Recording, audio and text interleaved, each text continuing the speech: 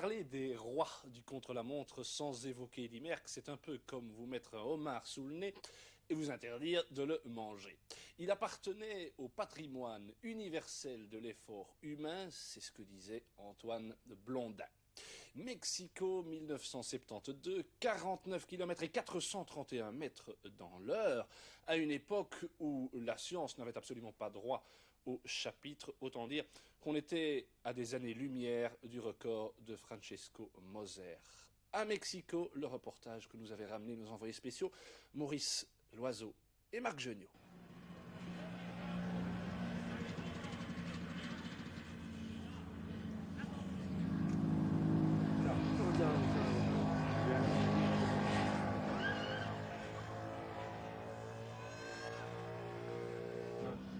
C'est trop dangereux hein, s'il y a quelque chose qui se passe. Hein.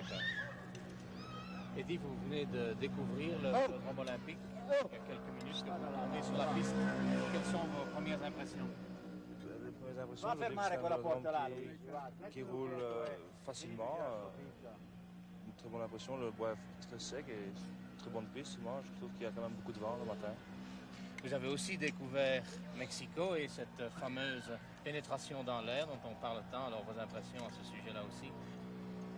C'est difficile à dire après avoir tourné pendant quelques minutes comme ça, de parler de pénétration dans l'air parce que je vous dis, il y a beaucoup de vent, alors je ne trouve pas qu'il y a tellement de pénétration dans l'air. Il n'y avait pas du tout de vent à 9h et à 10h ça s'est un peu levé. Oui, certainement, c'est un peu à voir. Il faut voir, je vous dis, il faut décider. Il faut un petit peu voir d'abord la première journée, comment elle se passe et voir les moments les meilleurs de la journée. Ouais.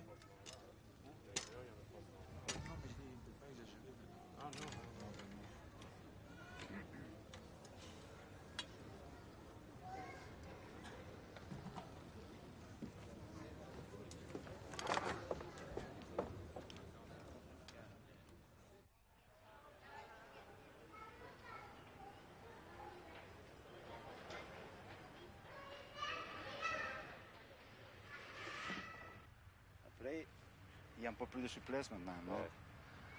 Di Luigi, stasera verso la 8. Eh?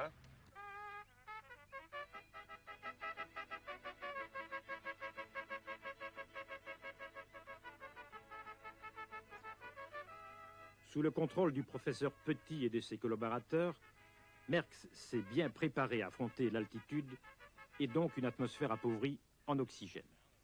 Il faut tout de même souligner qu'il s'attaque contre toute logique au plus terrible des records, sans disposer de réserve, sans avoir le temps de s'acclimater à la piste, au terme de sa plus lourde saison durant laquelle il a gagné son 5e Milan-San Remo, sa 3e Flèche Wallonne, son 3e Liège-Bastogne-Liège, son 4e Tour de France, son 3e Tour d'Italie et son 2e Tour de Lombardie, entre autres.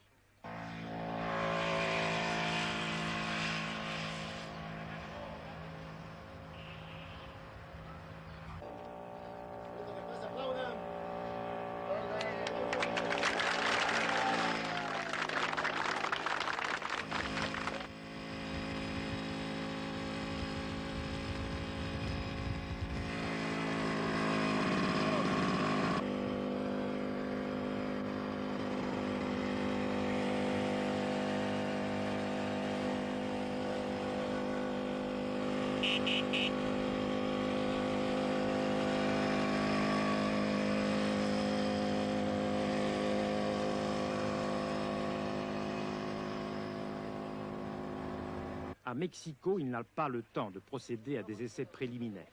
Pressé par un calendrier démentiel, les conditions atmosphériques paraissant favorables, il se met en piste le 25 octobre au matin. Le roi Léopold et la princesse de Réti figurent parmi les témoins privilégiés de sa tentative. Et sans respecter le tableau de marche mis au point par notre ami René Jacobs, partant à la manière d'un débutant qui ne doute de rien, il va à fond immédiatement. Et parce qu'il s'appelle Merckx, il résistera jusqu'au bout.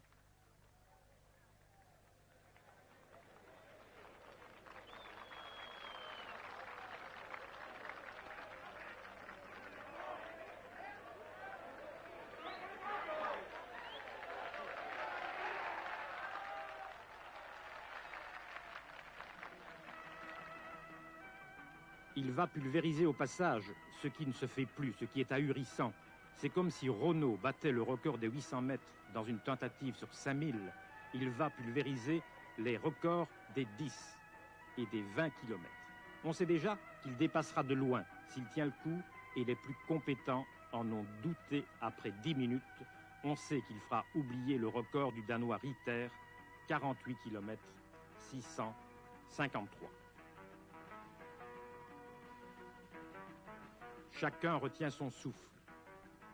Le mécano Ernesto Colnago est prêt à bondir avec le vélo de rechange en cas de crevaison.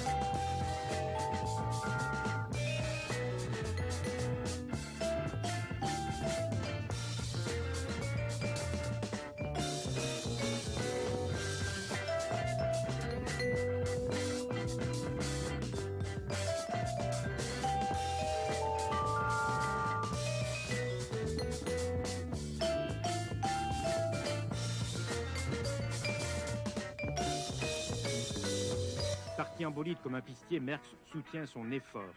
Il lève un peu le pied, c'est une manière de parler, entre le 35e et le 40e kilomètre. Il termine en routier. Et son dernier tour, comme un sprinter, puisqu'il trouve le moyen de couvrir les 200 derniers mètres en 13 secondes juste. 49 km 431, le record de Ritter est battu de 778 mètres. Le Danois aurait été doublé plus de 2 fois. La légende d'Eddy Merckx s'est enrichie le 25 octobre 1972 du plus étonnant de ses morceaux de bravoure.